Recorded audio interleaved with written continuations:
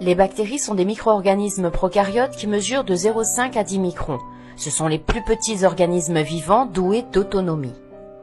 Bactérie vient du grec bacteria qui signifie bâtonnet, mais les bactéries peuvent présenter des formes très variées.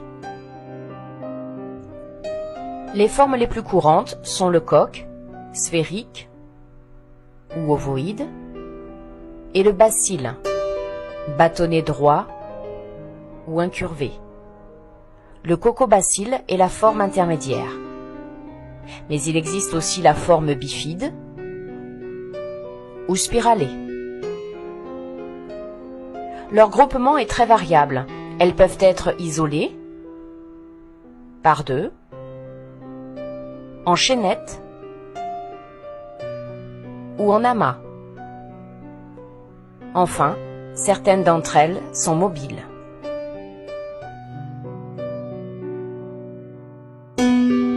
Grâce à des mécanismes moléculaires remarquables, les bactéries ont des propriétés fascinantes et présentent plusieurs avantages pour le biochimiste, le biologiste moléculaire et le généticien.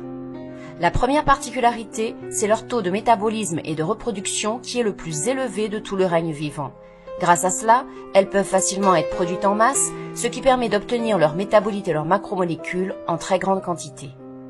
Leur multiplication rapide permet aussi de sélectionner des mutants et de les étudier.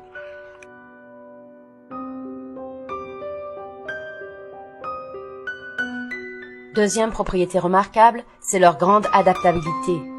Dans leur ensemble, elles se sont adaptées à des conditions de vie extrêmes, des conditions qui sont parfois des limites pour l'existence même des molécules biologiques. Ainsi, certaines peuvent vivre sans oxygène, sans matière organique, ou encore dans des conditions extrêmes de température, de pH et de pression osmotique. Et elles s'adaptent également à la disponibilité en nutriments présents dans leur environnement.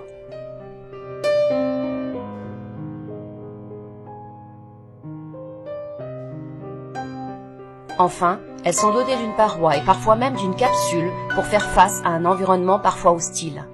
Et grâce à leurs appendices de surface, elles pourront se fixer afin de coloniser plus facilement un habitat. Toutes ces propriétés expliquent l'intérêt ancien des biochimistes pour les bactéries. Au moins jusqu'à la fin des années 70, l'essentiel de ce que l'on savait en biochimie et en biologie moléculaire avait été acquis grâce aux bactéries. On a longtemps considéré la bactérie comme un sac d'enzymes car le pouvoir de résolution du microscope optique était insuffisant. La structure fine de la bactérie a été découverte avec l'observation de coupes ultra fines au microscope électronique.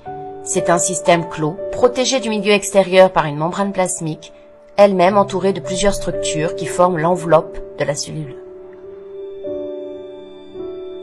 Parmi tous les éléments bactériens, on distingue les éléments constants, présents chez toute bactérie, et les éléments facultatifs présents chez certaines bactéries dans des conditions particulières, c'est-à-dire uniquement si ces structures sont momentanément nécessaires à la bactérie.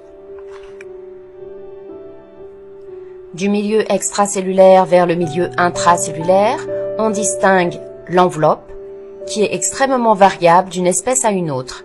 Elle est toujours composée d'une paroi, puis d'une membrane plasmique. La paroi est parfois protégée par une capsule.